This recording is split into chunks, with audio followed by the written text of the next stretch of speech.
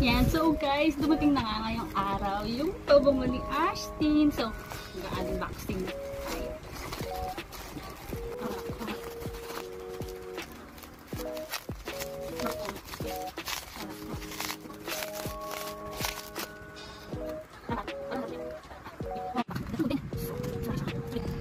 Hindi naman ako mahilig magpabango.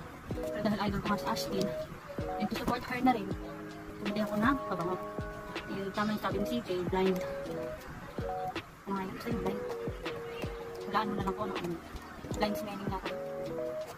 Blind buy. Yung blind buy. Sabi na? Siya nga pala. Aatin ako sa meet and greet sa SM Tax. Nakabira ako ng ticket. Yung bumili ulit ako ng pabango ni Ashtin. Nabalikan. Yan. Ha? Ito yan? Ash. Scent Beyond Gender. Ash Beyond Scent. Ash Beyond Gender. So, amoy natin kung anong amoy.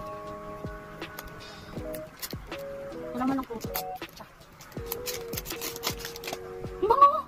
Okay, sabi niya, pwede pa babae, pwede pa lalaki. Pero same kasi kami. Gusto ko lang ng panlalaki. Ay, may photo card! Tingnan mo na natin ito ka na photo card. So, what? Oh, pang nagpak si Ashtin. Latina.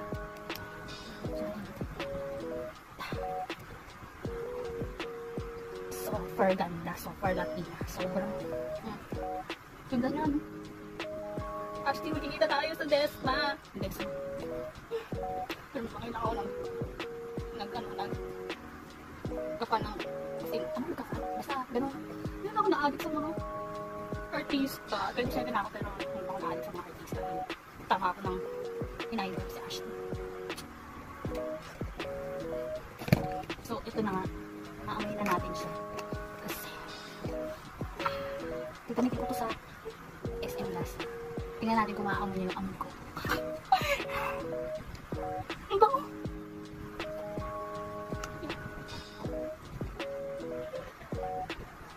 Natapon.